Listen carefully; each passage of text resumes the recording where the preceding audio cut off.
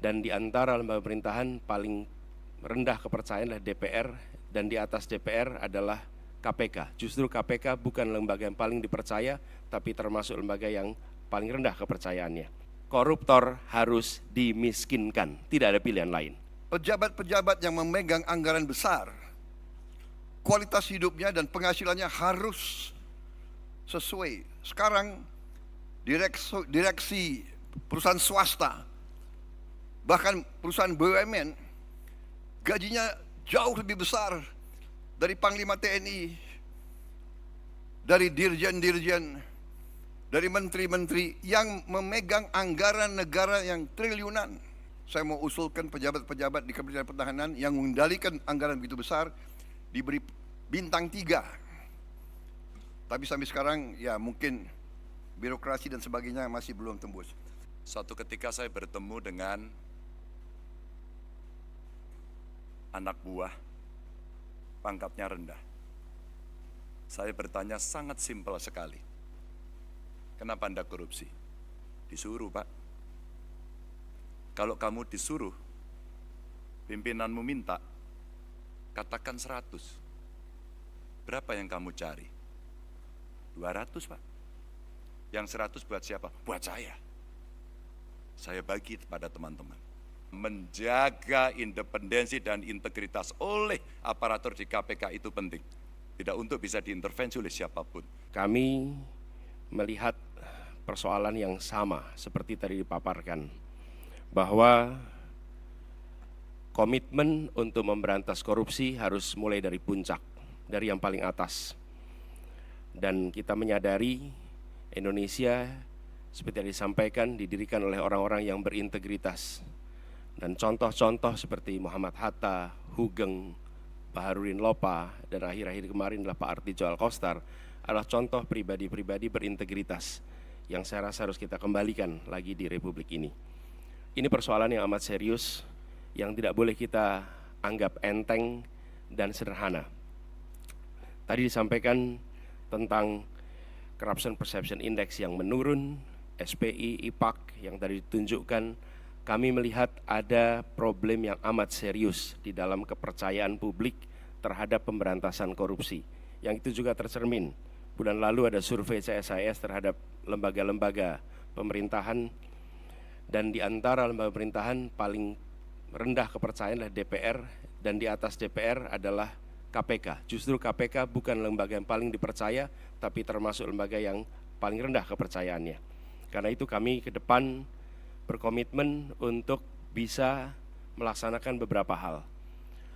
Pertama adalah mengembalikan kepercayaan publik, mengembalikan KPK menjadi institusi yang memiliki kekuatan dan memiliki kemampuan untuk menindak seluruh tindakan pelanggaran korupsi.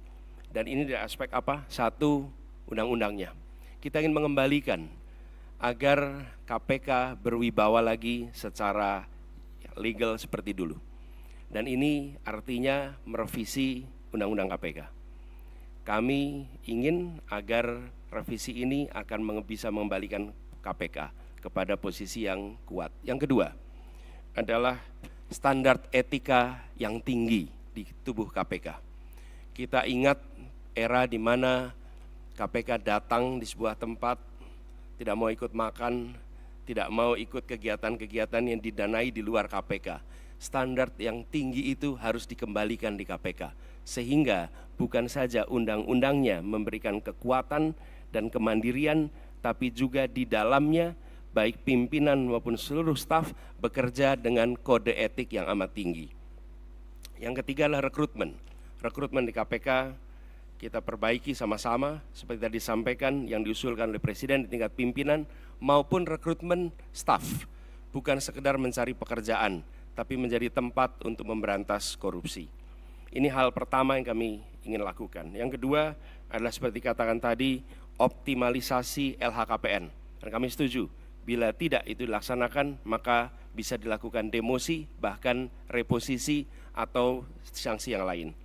Lalu kami melihat perlunya kita menuntaskan undang-undang atau RUU perampasan aset. Koruptor harus dimiskinkan, tidak ada pilihan lain.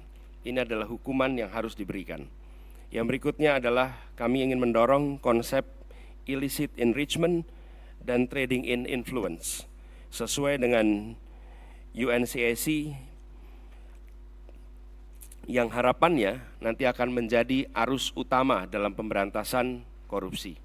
Lalu yang tidak kalah penting, kami berencana untuk mendorong pengesahan RUU pendanaan politik. Karena salah satu problem utama adalah justru karena proses politik, pelibatan, baik itu kegiatan partai politik, kegiatan kampanye, yang tidak memberikan ruang yang cukup untuk pendanaan dari negara dan publik menjadi salah satu sumber korupsi yang terjadi di Republik ini. Kemudian kita berencana untuk memberikan hadiah yang layak bagi pemburu koruptor, sehingga yang memburu koruptor bukan hanya aparatur dari KPK, kepolisian, dan kejaksaan, tapi semua pihak yang ikut melaporkan, memburu, mereka mendapatkan reward yang setara. Ini adalah komitmen kami terkait dengan pemberantasan korupsinya. Dan saya kira kita semua menyadari dan faham benar betapa masalah korupsi ini merusak kehidupan bangsa dan negara dan membahayakan keselamatan sebuah negara. Negara-negara yang dikatakan gagal sebagian besar adalah karena tidak mampu mengendalikan mitigasi ataupun menghilangkan korupsi. Justru yang tadi disampaikan oleh pimpinan KPK benar-benar relevan. Kita faham justru negara seperti kita yang hidupnya banyak sekali tergantung sumber daya alam, disitulah terjadi praktek-praktek korupsi yang sangat mengganggu kelangsungan hidup suatu bangsa. Semua upaya yang sudah disampaikan oleh KPK harus kita dukung. Dan saya bertekad untuk mendukung dan untuk manakala saya nanti bersama Saudara Gibran menerima mandat dari rakyat, saya bertekad untuk memimpin upaya pemberantasan korupsi dengan sungguh-sungguh dan dengan total. Saudara-saudara sekalian, pendekatan yang sudah dilakukan itu sudah benar. Pendekatan pendidikan, kemudian pencegahan dan penindakan, itu sudah benar, harus kita tingkatkan. Tetapi saya memandangnya dari segi sistemik, dari segi realisme. Jadi menurut pandangan saya, kita harus dengan secara realistis mengatur kualitas hidup semua pengambil keputusan yang mengendalikan roda pemerintahan, terutama yang memegang anggaran besar. Kualitas hidupnya ini harus dijamin dan diperbaiki. Contoh, hakim di negara-negara yang maju yang harus kita pelajari, hakim-hakim, apalagi hakim tertinggi, hakim agung, itu dijamin jabatannya seumur hidup. Dia hanya bisa berhenti apabila dia sakit, dia minta berhenti, atau dia meninggal. Itu di Amerika, itu di Inggris. Kemudian Ketua Mahkamah Agung adalah pejabat negara yang gajinya tertinggi. Kediaman resminya lebih besar atau lebih besar dari Perdana Menteri. Itu di Inggris. Hakim-hakim itu dijamin penghasilannya begitu besar sehingga bisa dikatakan dia tidak ada insentif untuk korupsi sama sekali. Ini yang saya anggap pendekatan sistemik dan pendekatan realistis. Pejabat-pejabat yang memegang anggaran besar, kualitas hidupnya dan penghasilannya harus sesuai. Sekarang direksi perusahaan swasta, bahkan perusahaan BUMN, gajinya jauh lebih besar dari Panglima TNI, dari dirjen-dirjen, dari menteri-menteri yang memegang anggaran negara yang triliunan. Ini saya kira harus kita mendekatinya secara realistis. Ini keyakinan saya. Jadi kita perbaiki kualitas hidup, kita tingkatkan gaji-gaji semua pejabat, semua penyelenggara negara. Kita mampu, saya sudah hitung dengan tim pakar saya, Indonesia negara kaya bukan negara miskin. Kita mampu, kita tingkatkan kualitas hidupnya, kita jamin kualitas hidupnya dengan berbagai sistem. Dengan demikian kita tegakkan semua undang-undang yang perlu ditegakkan. Bila perlu pembuktian terbalik, tidak perlu kita tunggu delik pengaduan, tetapi seorang pejabat yang mau menjabat jabatan penting harus transparan, harus bisa dilihat. Karena itu saya sangat dukung LHKPN untuk ditegakkan dan diberi sanksi manakala LHKPN itu tidak jujur. Semua kekayaan harus dilaporkan. Jadi intinya demikian, pendekatan secara realistis, sistemik. Kita perbaiki kualitas hidup, kita jamin kualitas hidup sehingga tidak terjadi suatu hal yang tidak masuk akal. Sebagai contoh, pejabat yang mengendalikan anggaran kontrak-kontrak besar itu diperlakukan sama dengan pejabat yang tidak punya tanggung jawab sebesar itu. Ini saya melihat sehari-hari di lingkungan tanggung jawab saya. Di Kementerian Pertahanan ada pejabat yang mengendalikan triliunan dalam kontrak-kontrak, pangkatnya sama dengan pejabat yang kerjanya rutin. Ini saya ajukan sudah 2-3 tahun untuk jabatannya dinaikkan, mungkin tidak dari segi gaji, tapi dari segi penghormatan. Saya mau usulkan pejabat-pejabat di Kementerian Pertahanan yang mengendalikan anggaran begitu besar diberi bintang 3. Tapi sampai sekarang ya mungkin birokrasi dan sebagainya masih belum tembus. Itu pertama, jadi sistemik pendekatan. Yang kedua menurut saya adalah kehendak politik, political will.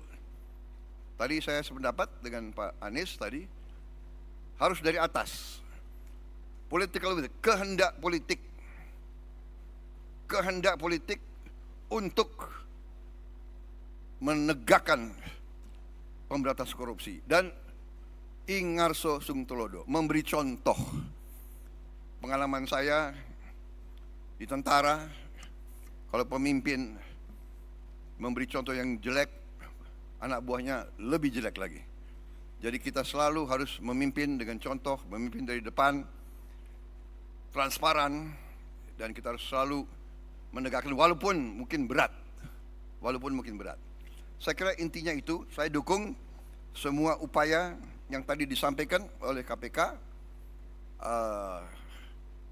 semua upaya mitigasi, pencegahan, dan penindakan. Tetapi yang paling inti adalah pendekatan sistemik. Kita perbaiki sistemnya. Sesudah sistem diperbaiki dengan political will, kita tindak sekeras-kerasnya yang menyimpang dari ketentuan kita. Korupsi adalah yang bisa merusak Indonesia, bisa gagalkan Indonesia untuk dengan cepat meningkat menjadi negara maju. Dan itu yang kita inginkan dan itu yang bisa kita capai. negara kita sangat kaya, negara kita sangat potensial, dan negara kita sangat-sangat mungkin melompat menjadi negara yang hebat. Suatu ketika saya bertemu dengan anak buah, pangkatnya rendah. Saya bertanya sangat simpel sekali. Kenapa Anda korupsi? Disuruh, Pak.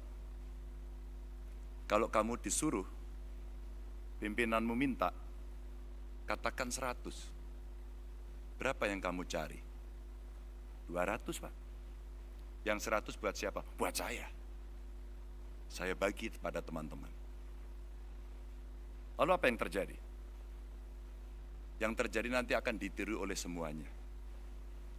Bapak Ibu, cerita pendek ini kemudian saya balik, saya dalami lagi.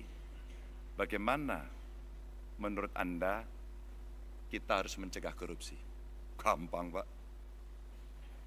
Ada teladan atau contoh dari pimpinan tidak? Pak, kalau tidak ada, jangan mimpi tinggi-tinggi, jangan ngomong muluk-muluk. Karena itulah sebenarnya praktek yang dihadapi dalam birokrasi. Bapak Ibu sekalian, kejadian itu kira-kira di tahun 2014. Dan di tahun 2013 KPK pernah datang dalam sebuah kontestasi pilkada di Jawa Tengah. Sebuah pertanyaan disampaikan pada calon-calon kira-kira seperti ini. Suasana lebih pada dialogis. Dan pada saat itulah semua punya komitmen tinggi. Maka sebenarnya kita tunggu adalah bagaimana praktek itu berjalan. Maka Bapak Ibu yang sangat saya hormati, saya senang hari ini saya bisa bersama Pak Mahfud. Saya punya beberapa slide yang bisa saya ceritakan. Pada saat saya bertemu dengan pengusaha, awalnya terjadi cerita atau rumors bahwa ya kalau Pak Ganjar dengan Pak Mahfud jangan-jangan ini dilibas semuanya ini. Lalu kami mengkonfirmasi kepada para pengusaha, benarkah kejadian itu? Benarkah perasaan itu yang Anda rasakan? Tidak, Pak. Kalau kami berusaha dan ada kepastian hukum, maka pada saat itulah sebenarnya kenyamanan kami akan terjaga. Kami hanya memberikan contoh saja, bahwa komitmen itu ditunjukkan dengan evidence base. Dengan sebuah bukti seperti apa yang tadi ditampilkan di depan. Yang berikutnya juga, bagaimana kemudian dari komitmen itu mesti kita wujudkan dalam gerak nyata. Kami sebut sebagai gaspol.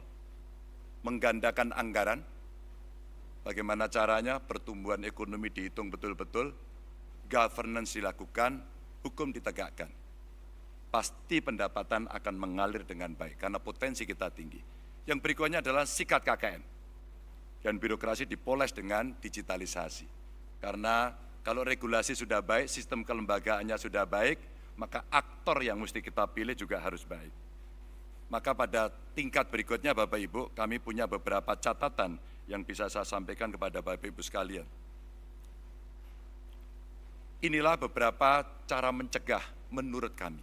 Yang pertama, digitalisasi sistem keuangan, dan dengan cara digitalisasi sebenarnya penghematan bisa dilakukan. Transaksi tunai itu sulit untuk dilacak, maka mesti ada pembatasan. Kalau tidak salah yang 100 juta itu mesti jadi komitmen.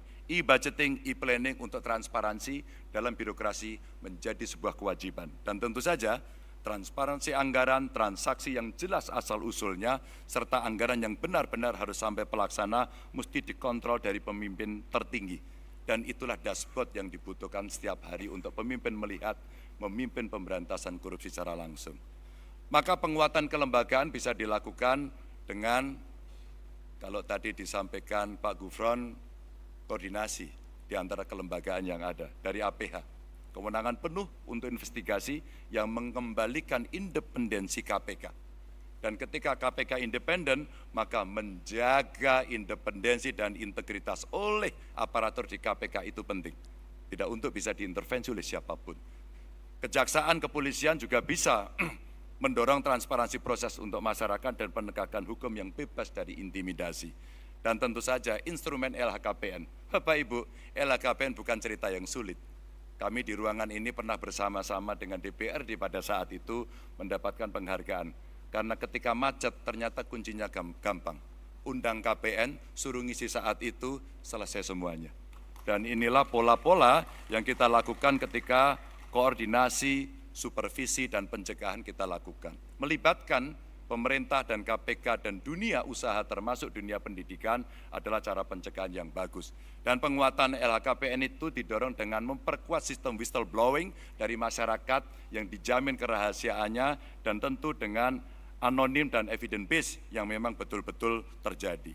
Bapak Ibu, regulasi yang punya efek jera ini betul-betul mesti didorong agar konflik kepentingan bisa kita jaga untuk tidak terjadi adanya konflik itu. Dan tentu saja menegakkan kode etik, lalu mengawasi kekayaan yang tidak sesuai dengan profil tadi di LHKPN, dan meminimalisasi rangkap jabatan. Dan lalu, kalau itu tidak jera, deterrent efeknya adalah memiskinkan koruptor. Saya kira Nusa Kambangan tempat terbaik untuk itu.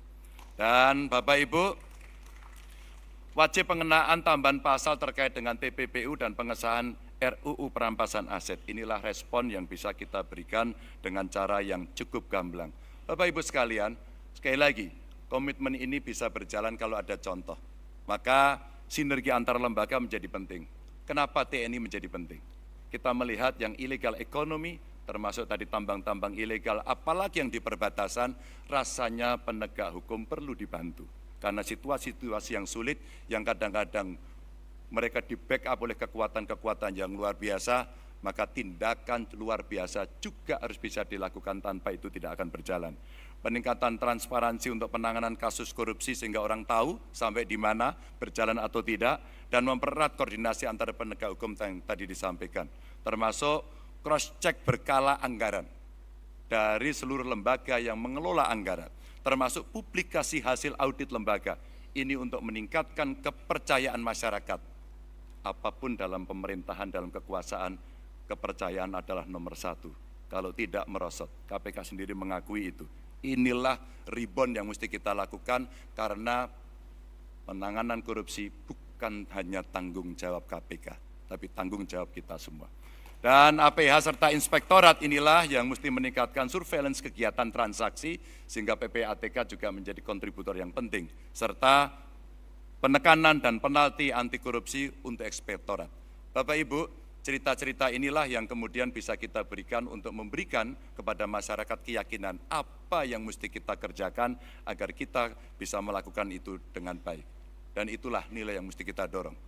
Kita taat pada Tuhan, kita patuh pada hukum, dan kita setia pada rakyat.